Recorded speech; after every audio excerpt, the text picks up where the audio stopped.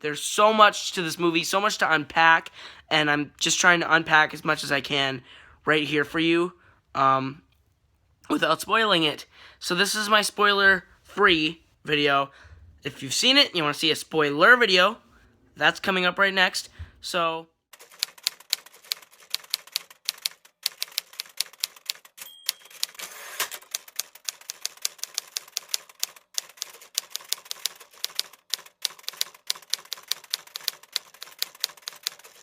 alright, so I just saw the movie I've been waiting to see, dying to see, for 3 years, Batman vs. Superman, Dawn of Justice.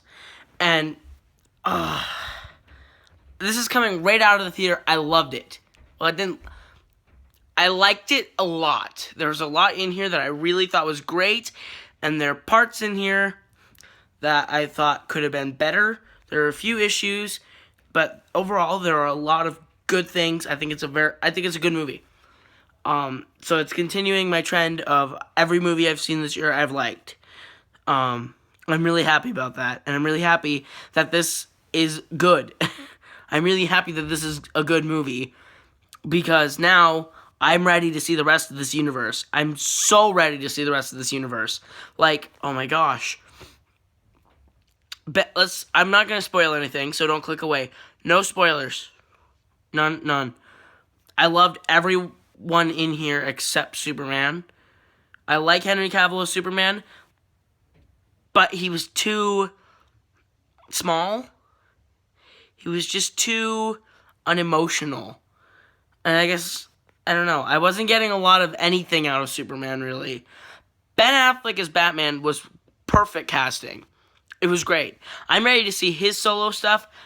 I could see 4, 5, 6 movies of Ben Affleck as Batman and not be tired of it. It's great. As long as Jeremy Irons' Alfred is in there, that's the most underrated, perfect performance yet. It's that. Loved it. Jesse Eisenberg I thought was great casting before I saw the movie, and when I went in and saw it, I don't really like how he did it. He comes off a little bit more insane than maniacally brilliant.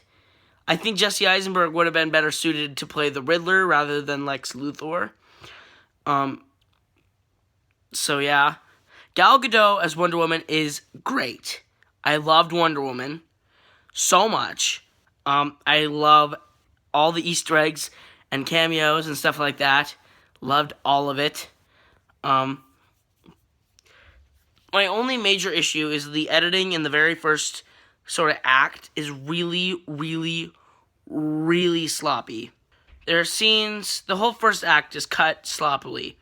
Like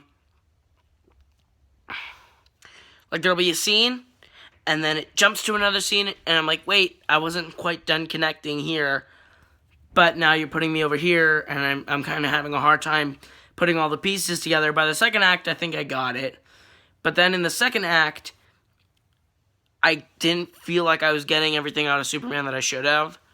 He wasn't conveying enough for me. There's like a couple of like dream sequences in between.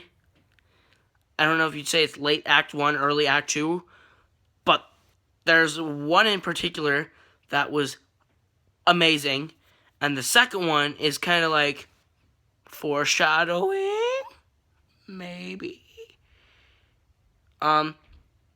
One is in the Batcave. I think it's in the second one. One's in the Batcave. I won't tell you what happens in it, but that one was my favorite dream sequence. The other one was the one where I'm like, the third act of the movie is the best. It's where the whole movie comes together. Is Act 3. And if you thought you were spoiled by the trailers, you're not. I promise, you're not. Go see Batman vs. Superman, Dawn of Justice, because it's good. If you liked Man of Steel, you'll love it. If you didn't like Man of Steel, you will enjoy it. A little bit. At least this much. So go see it. I liked it. 8 out of 10. I'm giving it an 8.5 out of 10 stars.